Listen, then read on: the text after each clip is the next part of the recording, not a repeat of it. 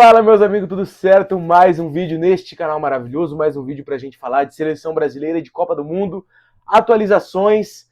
Temos o nosso adversário das oitavas de final, enfrentaremos a Noruega de Erling Braut Haaland. Atualizações também de Lucas Paquetá, que se lesionou e possivelmente perde todo o restante da Copa. Atualizações de Rafinha, que possivelmente volta para esse jogo não de oitavas de final ainda, só de quartas de final. Ainda não deve voltar para jogar as oitavas. E é isso, temos muita coisa para dizer hoje, muita coisa para ser dita, muita coisa para a gente analisar e principalmente como que vai ser esse encaixe de Brasil e Noruega, o que a gente pode explorar, quais são os pontos fracos, quais são os pontos fortes que a gente tem que ficar ligado. E vambora! Se inscreve no canal, deixa o seu like para ajudar a gente aí embaixo que vai ser maravilhoso para nós. E vamos para cima. Cara, antes de tudo, escalação da Noruega. O que eu imagino, tá, pro jogo contra o Brasil, não fiz mudanças muito além do que jogou hoje contra a Costa do Marfim. Acho que talvez mude o Oscar Bob entrando na ponta direita no lugar do Surloff, que é um cara mais grandalhão, mais de imposição, de área, do que um ponta necessariamente. O Oscar Bob é um cara mais de drible, mais de um ponta mesmo. E coloquei o Ryerson ali na lateral direita, não porque tem a possibilidade de ele jogar, porque eu acho que não tem. Tá? Se eu não me engano, ele não volta pro jogo do Brasil. Mas só para deixar claro que ele é o titular da posição e que ele é um cara, assim, titularíssimo, tá? Muito titular. Ele é a unanimidade do país na posição. É uma temporada de 20 e tantas assistências no Borussia Dortmund. O Ryerson é um baita lateral e tá fora do jogo. Muito possivelmente. Não tô cravando ainda porque eu não tenho essa certeza. Mas pelo que eu pesquisei, ele tá muito possivelmente fora. Vamos lá. Nyland no gol. Cara, o Nyland é bom goleiro, tá? Pelo que eu olhei hoje contra a Costa do Marfim, dos outros jogos que eu assisti, parece um bom goleiro, 1,94 de altura, um cara muito grande. Então, pode ser uma pedra no sapato. Ele fez uma defesa hoje, irmão, num chute do Amad Diallo, numa falta. Irmão, a falta era ali onde tá o bonequinho do Odegaard ou do Berg ali, mais ou menos. Cara, falta longe, longe. Ele colocou um cara na barreira.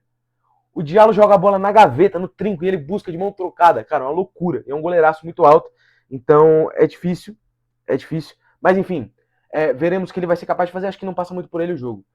Pedersen na direita é o reserva do Ryerson, é um cara que não passa tanta confiança assim defensivamente. A mesma coisa do Wolf na esquerda, principalmente o Wolf, não passa essa confiança no momento defensivo, tá? É um cara que, assim, vai ser um dos pontos que o Ryan vai ter que saber explorar por ali, no enfrentamento mano a mano, no drible, porque o Brasil vai ter menos armas de cruzamento, a gente vai falar sobre isso já. Hagen e Ayer, a dupla de zaga, muito altos, muito físicos, mas muito lentos ao mesmo tempo. Então o Brasil vai ter que explorar, saber como usar as valências e as fraquezas deles, assim como o volante Berg, que é ridiculamente alto e é um baita de um volante. O outro Berg, que é jogador do Bodo Glimt, inclusive, e o Odegaard, jogador do Arsenal, que é o termômetro desse time, é quem define para onde o time vai jogar, vai deixar de jogar, o que vai fazer, o que vai deixar de fazer. No ataque, Sorloth, atleta do Atlético de Madrid, baita jogador, é mais um centroavante, mas que joga aberto pela direita, obviamente, porque tem o Haaland lá dentro. E ele é canhoto, tem muita qualidade de finalização, mas ainda assim peca tecnicamente às vezes. É um cara que não é esse ponta de drible, de enfrentamento, é mais para atacar espaço, para brigar fisicamente. Ele pode ajudar bastante. O Nusa pela esquerda, conhecido como Neymar norueguês, é o cara de mais drible desse time, de mais enfrentamento mano a mano, de mais ir para cima, de mais qualidade técnica quando a gente fala de drible. E é um bom jogador que o Danilo tem que ficar bastante esperto por ali pela direita. Acho que a gente vai ver um Danilo segurando um pouco mais defensivamente, porque o Japão não jogava necessariamente com ponta por ali, né? Um cara muito fixo naquele lugar, que gosta do mano a mano, que gosta do drible. Então acho que o Danilo vai ter que se segurar um pouco mais ofensivamente. E o Haaland, que é uma máquina, é um fenômeno, é um centroavantaço, um dos melhores jogadores do mundo, o melhor camisa 9 do planeta junto com o Harry Kane. Assim, a bola pinga para ele faz gol independente do que aconteça, até sem querer ele fez hoje 5 gols em Copa, 5 gols na Copa do Mundo, 5 gols em Copa também, né, obviamente para ele, que é a primeira Copa do Mundo dele, vice-artilheiro da Copa do Mundo, só atrás do Messi, tá 5 gols junto com o Mbappé, é um fenômeno, irmão, um absurdo jogador, não tem muito o que falar do Haaland não. Gabriel Magalhães terá trabalho mais uma vez contra o Erling Haaland. Gabriel, estamos com você, irmão, vai Corinthians, certo? Vai dentro dos caras aí. Outra coisa, escalação do Brasil. Não teremos Lucas Paquetá e não teremos muito possivelmente até o final da Copa do Mundo. Ele voltaria possivelmente na semana da final e, se Deus quiser, o Brasil vai estar lá. Mas um cara voltando na semana do jogo da final da Copa e sendo o Paquetá, eu acho que assim, não deve voltar tão sem ritmo assim para uma final de Copa, né? E também nem vamos considerar essa final de Copa ainda pra gente falar o que pode ser, o que pode não ser uma final de Copa. Mas enfim, era um Paquetá que ajudava a povoar esse meio campo, ajudava fisicamente e tecnicamente. era um cara de um passe um pouco mais diferente, de um brilhareco técnico ou outro que quando saía muito bem e que principalmente na recomposição e no preenchimento de espaço no meio campo, junto com o Guimarães ia muito bem. Estou entre Danilo e Ederson nessa função. Estou entre no sentido de acho que o Ancelotti está entre Danilo e Ederson nessa função. Tá? Não acho que ele vai fazer igual fez no último jogo, que ele tirou o Paquetá no intervalo e colocou o Endrick. Eu não acho que ele vai vir com o atacante a mais. Eu acho que ele vai continuar povoando esse meu campo com mais um cara. E talvez a escolha seja por hierarquia. E o Ancelotti é esse cara de respeitar hierarquias, né? Eu acho que por hierarquia ele vai com o Danilo. Por ter mais tempo com a seleção, o Ederson não foi na data FIFA de março e chegou só para a Copa do Mundo depois de boa parte da preparação do pré-Copa, né? Que foi quando aconteceu a lesão do Wesley. Então, assim, acho que ele vai de Danilo por conta dessa hierarquia. Por característica, talvez eu escolhesse o Ederson por mais segurança defensiva. Não que o Danilo seja um leque defensivo, que seja um cara que prejudique defensivamente, que falte defensivamente, não é esse o ponto. Mas, assim, o Ederson é um cara que ele gosta de chegar na entrada da área, bater de fora, ele é um cara mais de fazer a roda girar e de chegar na entrada. O Danilo é um cara de atacar espaço o tempo todo, de ir para dentro da área, de fazer gol lá dentro. E assim, gosto muito dessa característica dele, mas talvez por mais presença no meio de campo ele fosse com o Ederson, só considerando as possibilidades. Mas a minha escolha possivelmente seria o Danilo, tá? Acho que tá muito pronto. Queria ter visto mais minutos dele na Copa. O Danilo, eu queria ter visto mais dele na Copa contra o Haiti, contra a Escócia, jogos já resolvidos, que ele jogou 10 minutos. Contra o Japão ele só entrou no final e etc, ele tá correto, eu acho que não tinha como tirar o Guimarães do jogo, impossível, fez um jogaço, Guimarães, meu Deus do céu. E também, quando sai o Paquetá, ele não opta pelo Danilo, ele opta pelo Endrick, porque era o Brasil perdendo o jogo, ele precisava de presença diária, ele precisava de um pouquinho de estrela também do Endrick, precisava de um cara para fazer gol.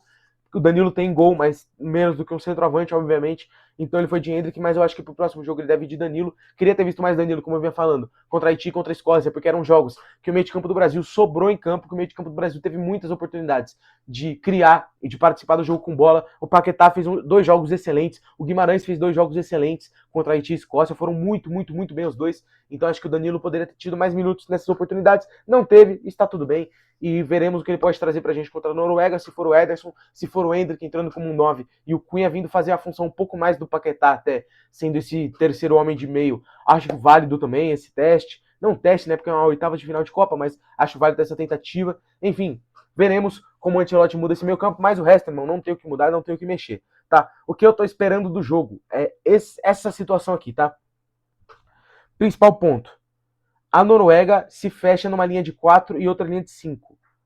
Pelo que eu vi do jogo contra a Costa do Marfim hoje. Peguei, inclusive, é um método que eu estou desenvolvendo. Pega essa visão. Eu estou olhando pelo SofaScore, os momentos de mais pressão do adversário, quando eu quero ver o time defensivamente, como se porta, como se fecha, etc. Em qual formação usa, quais movimentações usa defensivamente. Eu peguei o momento de mais pressão da Costa do Marfim no jogo, que foi pós o gol do Nusa, do 1-0 da Noruega hoje. Hoje, no dia que eu tô gravando, obviamente. Não seja burro. Desculpa. Enfim. Peguei o momento de mais pressão da Costa do Marfim no jogo. E ali, a Noruega, o que ela faz? Basicamente, baixa seus 2 pontas e mantém a mesma linha de 5 ali, né, com os 3 homens de meio. Baixo meus 2 pontas, mantenho minha linha de 4 atrás e deixo o Haaland sobrando. Basicamente isso, tá? Basicamente isso. O que eu espero do Brasil nesse momento? São 2 zagueiros que são permissivos em alguns momentos, tá? O gol do Diallo hoje, ele faz o gol dentro da área, já quase na pequena área, driblando os zagueiros, assim, dentro da área, conduzindo a bola, infiltrando. Então, assim, o Brasil tem possibilidade de, com infiltração e com passes e com drible, quebrar essa linha de zaga da Noruega. Uma coisa que não é possibilidade em momento nenhum, cruzar a bola na área. Não tem como. O que o Brasil fez contra o Japão é inviável. Se a Noruega faz 1-0, o Brasil não ativa o mesmo protocolo de pé no chão e bola na área, que foi o que o Bruno Guimarães falou, inclusive, no pós-jogo. Não ativa essa parada de vamos povoar a área, vamos trabalhar o mano a mano, trocar 2 passes, tem espaço, cruzar na área, fazer essa bola aérea, porque o Japão, inclusive, não era um bumba meu boi do Brasil, não era um desespero, não era, meu Deus do céu, vamos cruzar para a área de qualquer jeito. Era um adversário que se fechou em uma linha de 5, depois uma linha de 4, e que tem um problema defensivo na bola aérea. Então eu uso essa bola aérea ao meu favor, vou jogar bola no pagode lá, irmão, e vamos brigar. Vamos com o Casemiro, que vem de uma temporada muito artilheira, vamos com o Matheus Cunha, com o Endrick, vamos com o Guimarães, que gosta de pisar na área, vamos com os caras pra dentro, vamos com o Ryan entrando no segundo pau às vezes, vamos tentar. Nesse caso, irmão, a média de altura da Noruega é quase 1,90. Não é uma possibilidade ficar chuveirando bola e torcer para que ela chegue em alguém. É muito difícil, tá? Muito menos em bola parada, contando com os escanteios batidos pelo senhor Bruno Guimarães. Bruno Guimarães, eu amo você.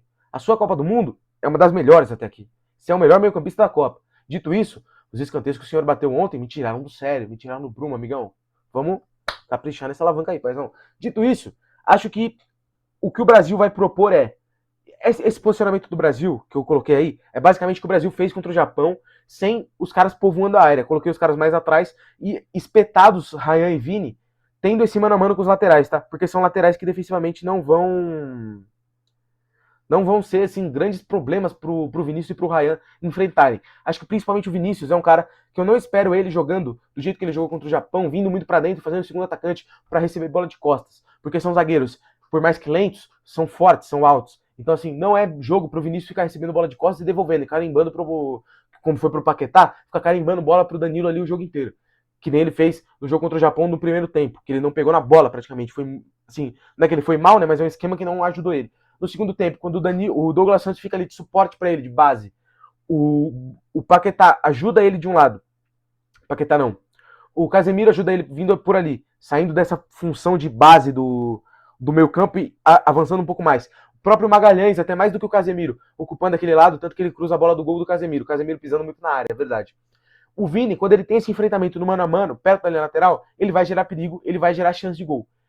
Na pior das hipóteses, ele vai gerar alguém sozinho, porque essa marcação vai dobrar nele em algum momento, tá?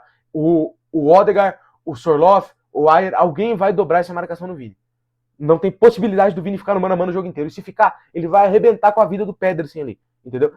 Pra mim, assim, se não dobrar a marcação no Vini, ou se a Noruega fizer isso aqui, que é vir jogar, vir atacar o Brasil e deixar o Brasil esperar, é assim, é pro Pedersen sair do jeito que o Ian Couto saiu naquele jogo Real Madrid-Girona, que o Ian Couto sai chorando depois do Vini fazer 3 gols, sei lá.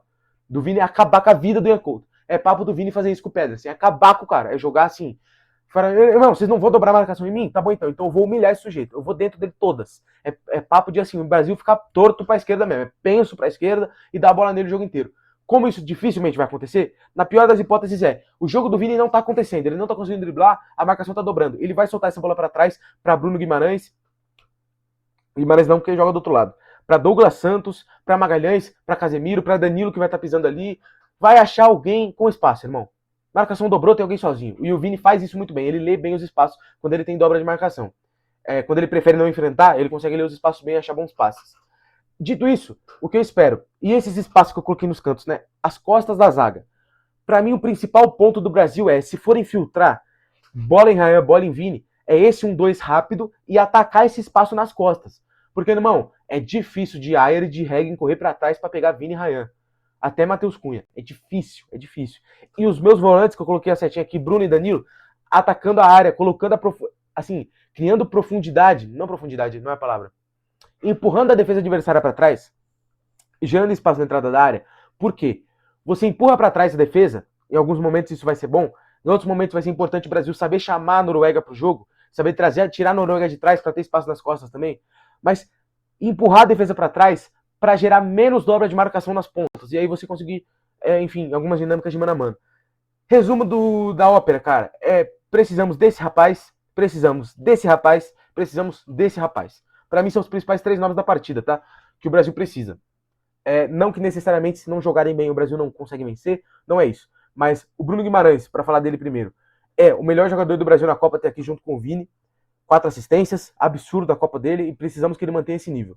O Vini vai ter chances de enfrentar um lateral que não é isso tudo defensivamente. E nem como jogador como um todo, né? Então assim, ele vai ter uma possibilidade. E aí, porque não fez isso contra o Japão? O Japão marcava numa disposição defensiva, irmão, que era basicamente impossível qualquer um trabalhar no entrelinhas ou trabalhar com mano a mano. era muita dobra de marcação pra cima dele, numa linha de 5 e depois numa linha de 4. Nessa largura de distância, assim, ó, nesse comprimento de distância. Era um time muito fechado, ridiculamente fechado. E que o Vini não conseguia nem atacar espaço nas costas, porque não tinha profundidade, e nem cara no mano a mano, porque vinha dobra, triplicava a marcação. Então, assim, acho que o Vini vai ter mais espaço e o Brasil vai saber trabalhar essa bola para tirar a Noruega de trás às vezes e atacar esse espaço nas costas, que é bem interessante. Outro cara é o Ryan, porque ele fez um jogo muito bom no segundo tempo contra o Japão. Por quê? Porque ele passou a chamar o jogo. Acho que a seleção brasileira tá dando confiança pro Ryan. Tá passando para ele esse negócio de mão. Tenta, vai, ataca espaço, pede a bola, dribla, cruza pra área. A falta, ele bate uma falta pro gol ontem. Tipo assim, irmão, você tem um chute impressionante. Tipo assim, depositando confiança nele. Caras, o Casemiro, o próprio Bruno Guimarães falou no pós-jogo, falou, pô, o Ryan é meu menino, tá ligado? Chama ele de CJ por causa do GTA. Pô, bom pra caramba. Tipo assim, são caras dando confiança pro Ryan criar e ser ele e fazer o que ele mais sabe fazer, que é jogar futebol. Mas o principal ponto, eu espero um jogo de um pouco mais de protagonismo do Ryan. Não é ele que tem a obrigação de resolver jogos pela seleção brasileira, todos têm a mesma obrigação de fazer bons jogos. Mas eu acho que ele chamando um pouco mais do jogo para ele, chamando um pouco mais de responsabilidade, de mano a mano, de driblar, porque ele tem muito drible no corpo, tem muita bola para jogar, vai ser interessante de ver. Podemos ver um Luiz Henrique no segundo tempo que a gente não viu contra o Japão, que também é um cara por ali que dribla bastante. Podemos ter um Martinelli que teve uma estrela absurda contra o Japão, ajudando até nessa função aqui que a gente colocou aqui, do Danilo e do Ederson. O Ancelotti fala na coletiva. Coletiva não, acho que no pós-jogo em algum lugar. Que o Martinelli pode fazer essa função em alguns momentos, principalmente nesses momentos aqui do Brasil com bola. Tanto que ele entra na função do Cunha. Mas jogando meio que na posição do Danilo aqui.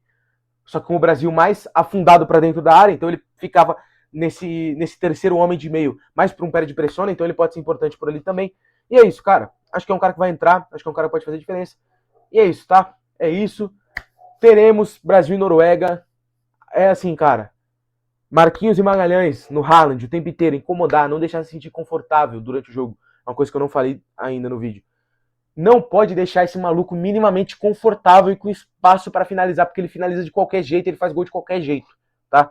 Tomou um gol, não é desespero, não é chuveirar a bola na área. A gente sabe disso, não vai acontecer isso. Eu confio muito no Ancelotti, que ele não vai ficar chuveirando bola na área contra um time de média de 1,90. Não é, ele é muito inteligente. Outra coisa, o Odegaard. Bruno Guimarães possivelmente ou Danilo vai ter que colar nele o jogo inteiro. Irmão, quem jogar por ali vai ter que colar nele, porque ele faz a roda girar. Eu costumo dizer que se o Odegaard, costumo dizer como se fosse uma frase minha, né? Mas eu falei isso durante o jogo hoje. Num lance que ele pega assim, cara, e passa o Sorloth de um lado, passa o Nusa do outro, passa o Haaland no meio, e ele fica uma hora pra soltar a bola. O Odegaard, se ele precisar, se ele tiver em casa 2 banheiros, ele se caga nas calças. Se ele tiver Se ele tiver 2 banheiros em casa, ele se caga nas calças. Porque ele não consegue decidir nada. Dito isso, é bom jogador. Tem que marcar. Vai que amanhã não. Quem dera fosse amanhã, meu Deus. Vai que domingo o maluco resolveu que ele sabe decidir um jogo. E aí, pimba. Não pode, né, irmão? Não pode. E principalmente a gente viu o Sano fazer o que fez com o Casemiro. Naquele meio campo ali, numa bola que ele antecipa, arrasta o Casemiro inteiro. O Odegaard tem muito mais talento e qualidade no corpo do que o Sano. Enfim. Temos que prestar atenção com alguns desses detalhes. O Nusa pela direita. Se jogar o Oscar Bob ou o Sorloth pela... Ao contrário. Enfim. Ficar esperto com esses caras. Tem que ganhar. Mais um jogo de mata-mata que a seleção brasileira tem a obrigação de vencer. Não pode, gente, não pode ser eliminado para a Noruega no mata-mata de Copa. A gente não tem esse direito, certo? Deixar isso bem claro mais uma vez, assim como foi contra o Japão, é obrigação de novo, certo? Se inscreve no canal, deixa o like para ajudar a gente, por favor, mano, clica no like rapidão, certo? Quando eu assisto vídeo no YouTube eu também não clico, eu sei, mas você vai clicar agora, confio em você. Valeu? Se você chegou até aqui também, pô, eu já tô aqui falando quantos minutos? 18 minutos e 54 segundos para você não clicar no botão. É sacanagem, mané. Mas enfim, vambora, certo? Copa do Mundo é bom demais. Temos mais coisa para falar ainda. Muita Copa do Mundo para acontecer. Tomara que passe bem devagarzinho. E é isso. Valeu, valeu. Fiquem com Deus. Tamo junto. E é nóis.